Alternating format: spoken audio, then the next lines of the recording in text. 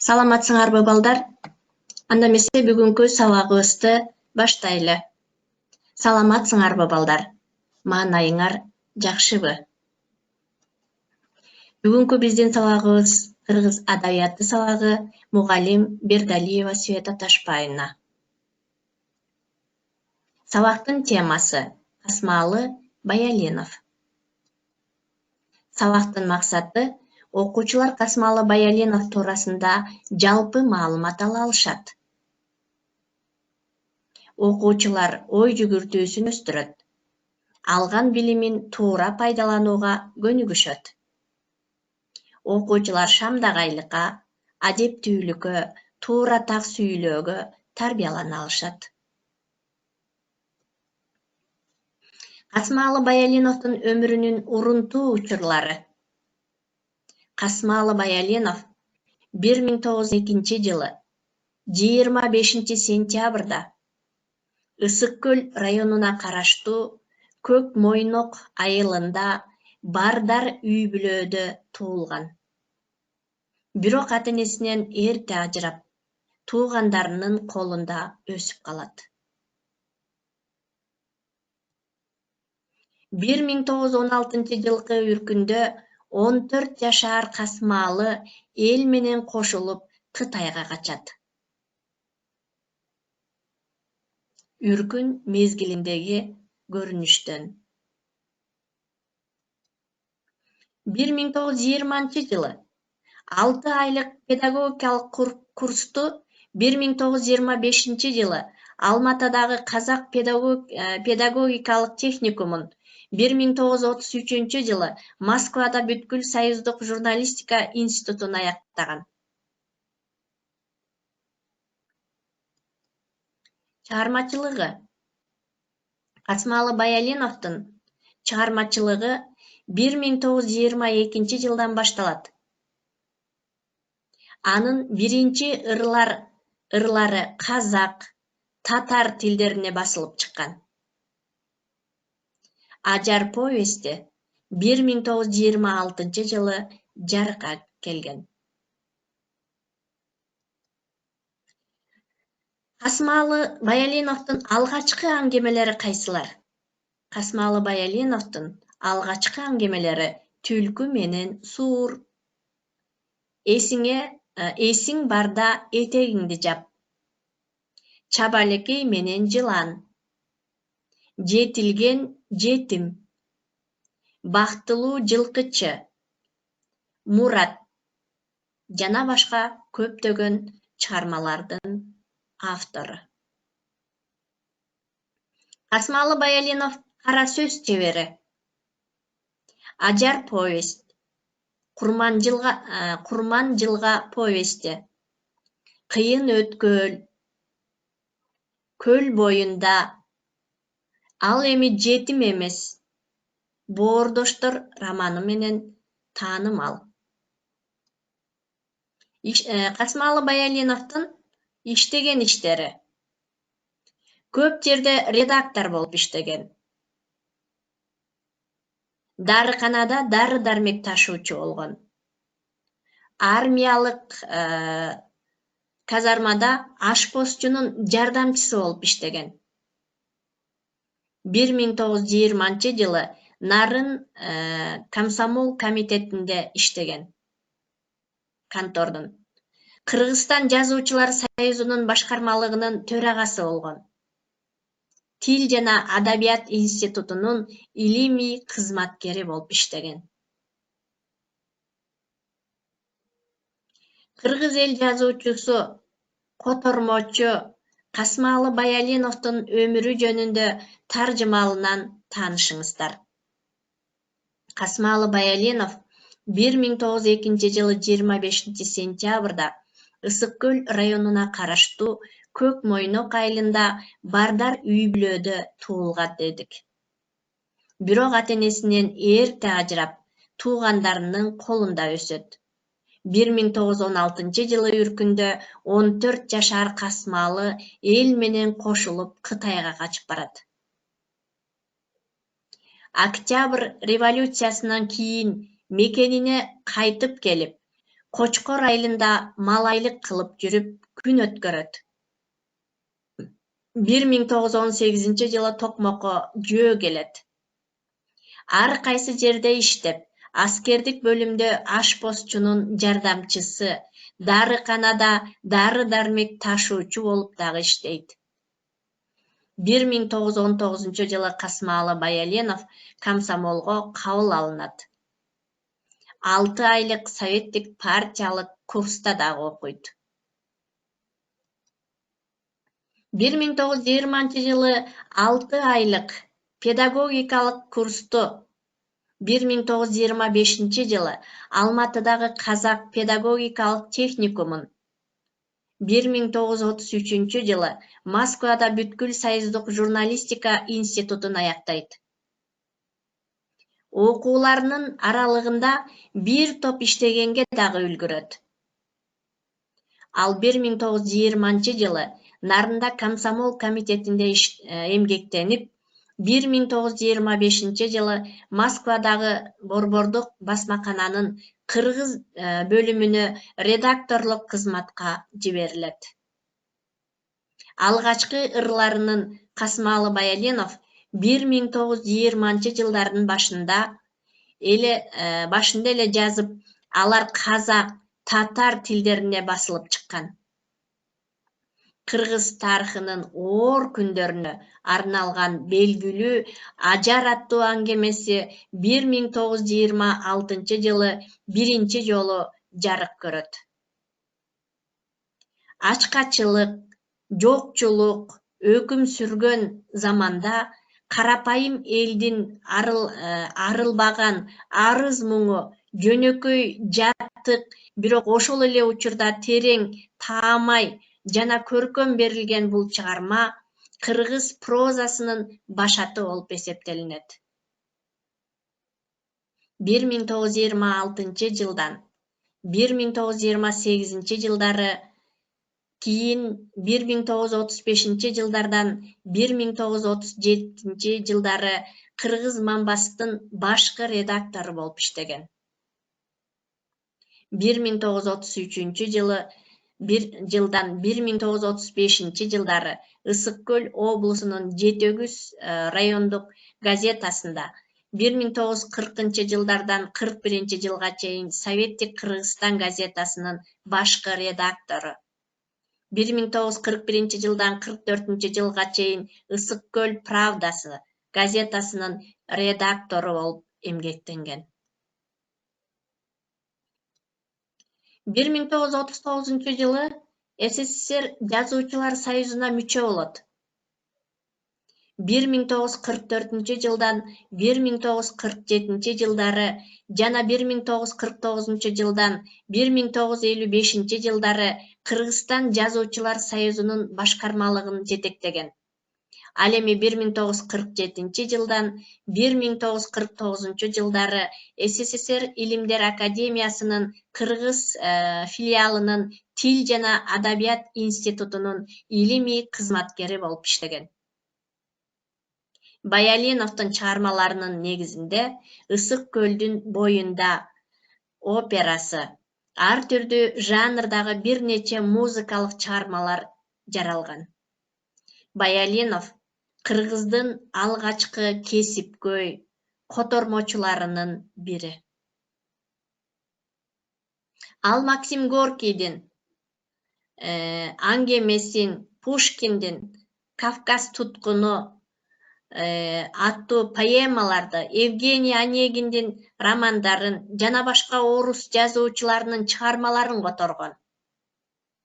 Кыргыз окурмандарына тааныштырган.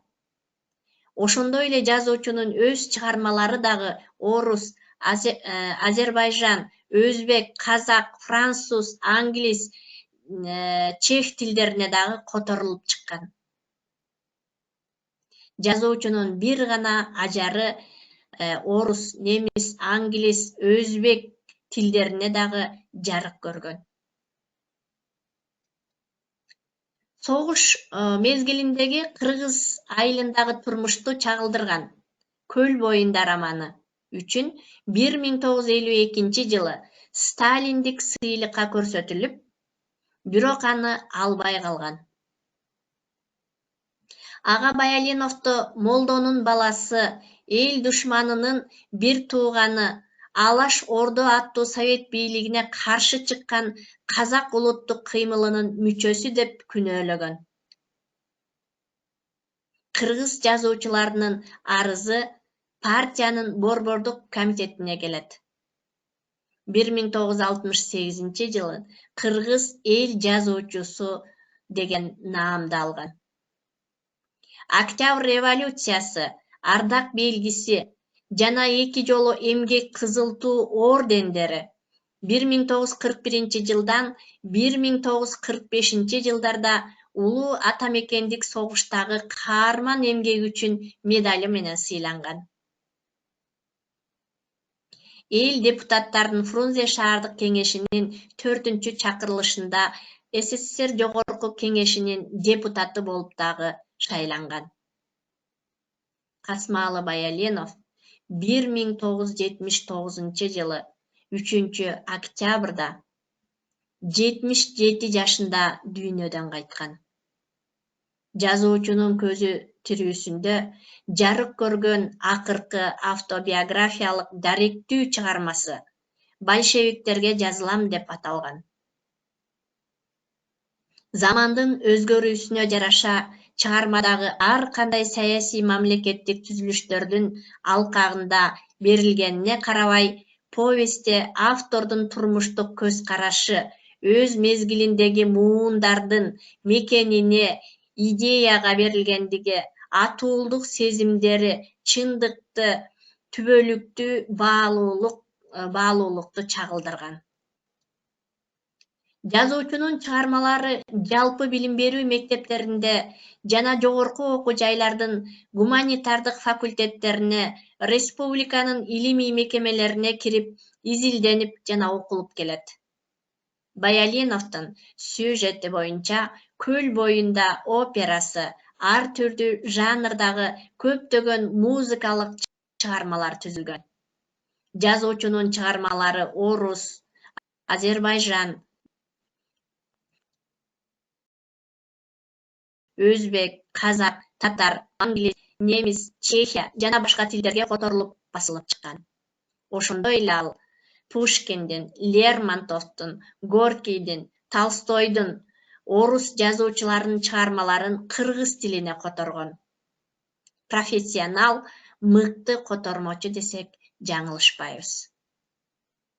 Чыгармалары Чабалекей менен Жылан, Түлкү менен Суур, Мурат, Ажар, Жетилген жетим, Курман жылга, Жетимдин өлүмү, Кош жүрөк, Турмуш түрткүсүндө, Көл боюнда жана башка чыгармалары жарык көргөн.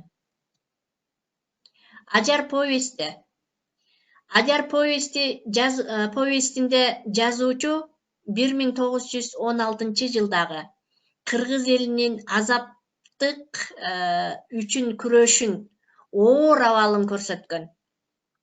Эне да, бала да ала тоосун көрбөй калган. Батма менен Ажардын бул тагдыры ондогон кыргыз аялдарынын тагдыры. Ал кезде Батмага окшоп бир чөйчөк талкан, жем, бир боо куурай үчүн өз өмүрүн кыйган кыргыз аялдары аз эмес. Кыргыз аялдарынын башынан өткөргөн Ажар повестинде реалдуу түрдө көрсөтүлгөн. 1968-жылы Кыргыз эл жазуучусу наамына татыктуу болгон. Андан тышкары сыйлыктары Эмгек кызыл туу 2 ордени менен сыйланган. Октябрь революциясынын жана ардак белги менен сыйланган. 1941-жылдан 1945-жылдарда улуу атамекендик согуштагы эрдик эмгектери үчүн жана Владимир Ильич Лениндин 100 жылдык мааракесин белгилөөдөгү эрдик эмгектери үчүн медалдары менен сыйланган. Кыргыз СССРнин жогорку кеңешинин ардак грамоталары менен сыйланган. Ажар повести 1928-жылы жарык көргөн дедик. Автор чыгарманы 26 жашында жазган. Башкы каарман Ажар. 15-16 жаштагы кыз. Чыгарма Октябрь революциясына чейинки 16-жылкы улуу үркүн мезгилиндеги кыз-келиндердин эзилген турмушун чагылдырган. Повесть орус, немец, англис, өзбек, чех тилдерине которулган. Ажар повестин кээ бир адабиятчылар кээ бири повесть деп айтышкан. Ажар повести. Кийинчерээк өзүнүн башынан өткөргөн 1918-жылга чейинки кыйын турмушу жөнүндө Тянь-Шань жазы, Агабыз орус эли менен, Унутулгус күндөр аттуу автобиографиялык очерктеринде кеңири баяндалган. Жазуучунун чыгармачылыгы 1923-жылы ыр жазуудан башталган. Биз ким элек, ким болдук? Селкиге, Ала тоо өткөн күндү ойло деген алгачкы ырлары Тилчи жана Эркин тоо газеталарына чыккан. Касымалы Баяленов жетимдин өлүмү аңгемесинен кийин чыгармачылыгын проза жанрында уланткан. Ажар повести жарыкка чыгаары менен орус тилинде, чех, немец, француз, англис тилдерине которулган. Курман жылга повестин жазган. Бул повестеги Курмандын образынан биз революцияга чейинки эрктүү кыргыз жигитин элестетебиз. Курман жылга. Мына балдар, Касымалы Баяленов туурасында кыскача маалыматтарды ала алдык. Касымалы Баяленов 1979-жылы 3-октябрда 77 жашында дүйнөдөн кайткан экен. Касымалы Баяленовдун Ажар повести менен бүт дүйнөгө таанылып, чыгаан чыгармалары менен элге таанымал болгон Касымалы Баяленов. Касымалы Баяленовдун чыгармалары кайсылар дегенде балдар, Чабалекей менен Жылан, Түлкү менен Суур, Мурат, Ажар, Жетилген жетим, Курман жылга, Жетимдин өлүмү, Кош жүрөк жана башка көптөгөн чыгармалардын ээси десек жаңылышпайбыз.